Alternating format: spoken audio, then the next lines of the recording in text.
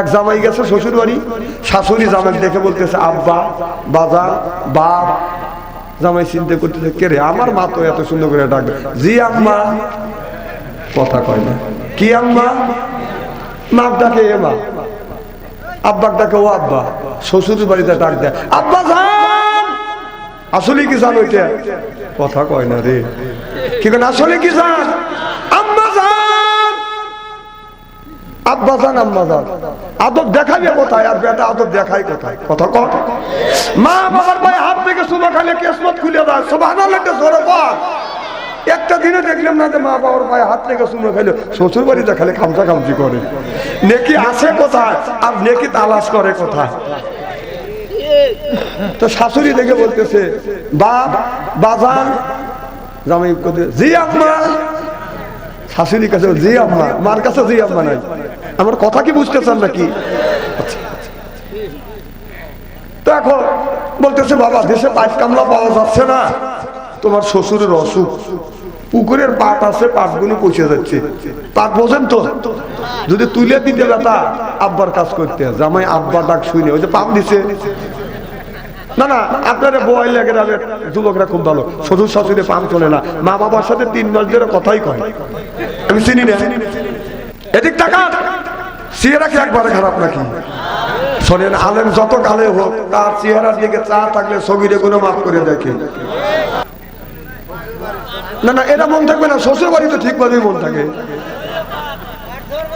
হ্যাঁ, জামাই আব্বা ডাক শুনে কাঁচা দিয়ে লম্ফো দিয়ে পুকুরে নেমে ডুব করে বেড়ে পচাবার তুলে দিচ্ছে। শাশুড়ি মনে মনে পায় এক পামেই কাজ হয়ে গেছে, বেশি ইংরেশন দেওয়া লাগে না, পোষ একটা করলেও হয়।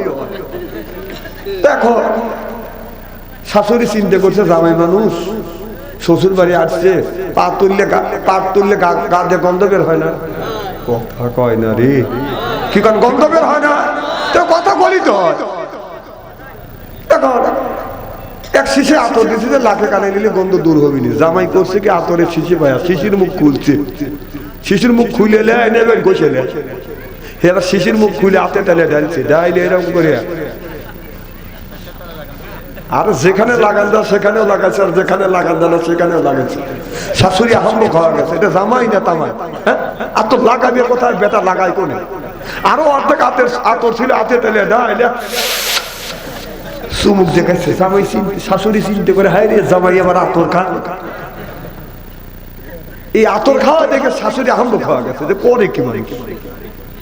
এখন জামাই বলতেছে মা আসি, শাশুড়ি গার কাট করছে। জামাই বিদায় হয়ে গেছে। পরের দিন জামাইয়ের ভাই মাওই বেরিয়েছে, অর্থাৎ পুত্র। আপনারা কি বলে?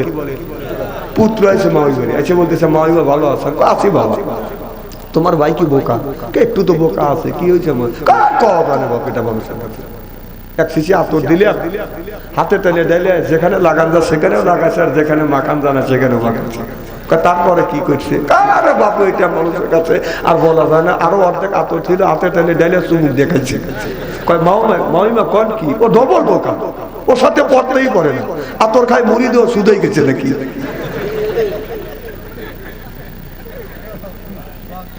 আপনারা তো এই জাতীয় লোক। আতর বালি কোন জায়গা লাগাবে দিশা পায় না। রাসূলের সুন্নাত তরিকায় আতর লাগাইয়া যদি মৃত্যুবরণ করতে পারেন, এ খাতিরেও আল্লাহ নাজাত দিবে। সুবহানাল্লাহ। বাড়ির যা কয়েন নবী 2 নাম্বার ভালোবাসছেন, মা জাতি 3 নাম্বার নামাজ। সুবহানাল্লাহ। রসুল আমার মসজিদ, আপনাদের এরকম মসজিদ আছে, মসজিদে নববীরে বসে রসুল আমার মন খারাপ করে বসে আছে। আল্লাহ রসুলের মন খারাপ আল্লাহ সহ্য করতে পারে না। আল্লাহ বলল জিবরাইল তাড়াতাড়ি আমার বন্ধুর কাছে যাও, আমার বন্ধুর মন খারাপ। কিসের অভাব? টাকার অভাব, পয়সার অভাব, নারীর অভাব, গাড়ির অভাব, এমন কোন জিনিসের অভাব পড়েছে সব অভাব দূর করে দেবো। সুবহানাল্লাহ। জিবরাইল আলাইহিস সালাম চলে আসলেন।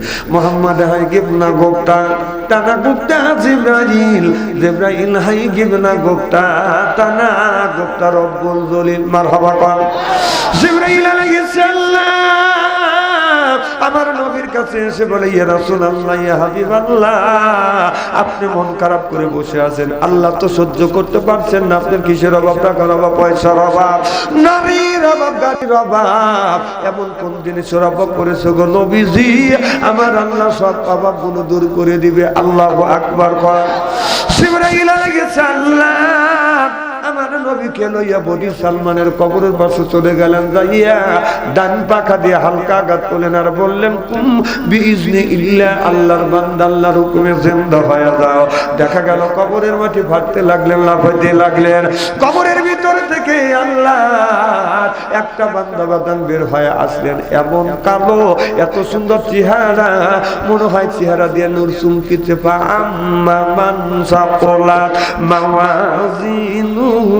আল্লাহু আকবার। দেখলে মনে হয় অন্ধকার রাত্রিতে একটি তারকা যদি বাদান উদিত হয়, তারকাটা বাদান ঝিকমিক ঝিকমিক করে জ্বলে, ওই লোকটার চেহারা থেকে নূরের আলো ঝিকমিক ঝিকমিক করে জ্বলতেছে।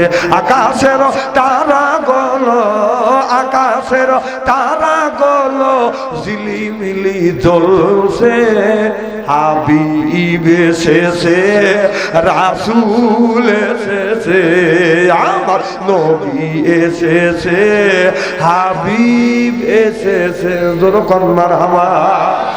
এই দৃশ্য দেখানোর পর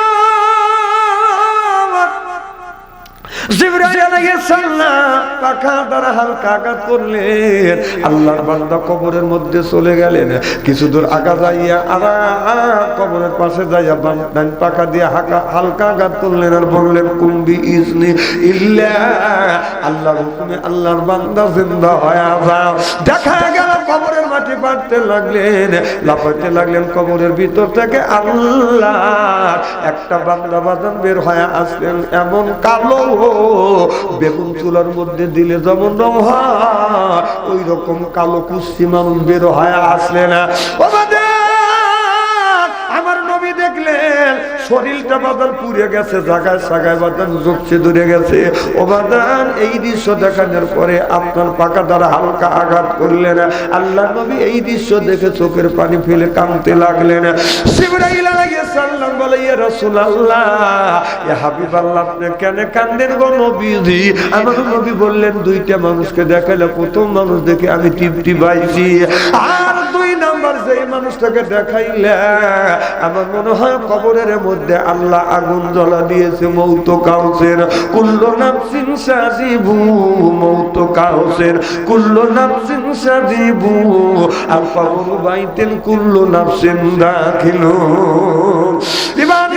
জিবরাইল আলাইহিস সালাম বলে, নবী গো, এই লোকটা তো মনে হয় কেবল কবরের মধ্যে থেকে আগুন আল্লাহ জ্বালা দিয়েছে, আগুনের মধ্যে থেকে বের হয়ে আসবে না। আল্লাহ নবী বললেন, দুইটা মানুষের কারণ আমারে তুমি একটু বুঝাও। জিবরাইল আলাইহিস সালাম বলে, নবী গো, দুই নম্বরে যে মানুষটাকে দেখানো হলো, মানুষটা জীবনে নামাজ পড়ে নাই, রোজা রাখে নাই, হজ করে নাই, যাকাত দেয় নাই, কুরবানি দেয় না, নবীর বিধিবিধান মানে নাই, আল্লাহর বিধিবিধান মানে নাই, বিদায় আল্লাহ কবরের মধ্যে আগুন জ্বলা দিয়েছে। মৌত কাউসের কুল্লু নাফসিন সাজিবু, মৌত কাউসের কুল্লু নাফসিন সাজিবু, আল কবর বাইতেন কুল্লু নাফসিন দাখিলু। ও নবীজি, নামাজ পড়ে নাই আর আল্লাহর বিধিবিধান মানে নাই, ধর্ম নিরপেক্ষ মতভেদকে গ্রিপ করে ধরছে বিধান আল্লাহ কবরের মধ্যে আগুন জ্বলা দিয়েছে। আল্লাহ নবী বললেন, ঠিক আছে, এটা তো আমি বুঝলাম। প্রথম নম্বরে যে মানুষটাকে দেখানো হলো তার কারণটা কি? জিবরাইল আলাইহিস সালাম বলে, নবী গো, এ ভাই চলে যান, এই যে লক্ষণ ভালো বোঝা যাচ্ছে না, বাড়ির মানুষ বাচ্চা তো বিদায় নিয়ে আছে, নামাদের মারহাবাতে জোরে কথা, এদিক টাকা ছিয়ে রাখে একবারে খারাপ নাকি? একজন উঠে গেছে, যাইতেই পারে। কি যেন বলতেছিলেন? আচ্ছা আচ্ছা আচ্ছা, আমার ভাই আসছে, কিছু কথা বলবো।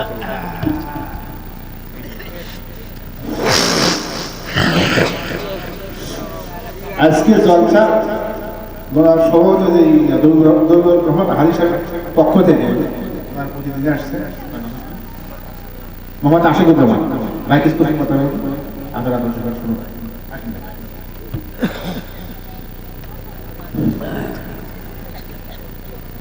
আসসালামু আলাইকুম ওয়া রাহমাতুল্লাহ।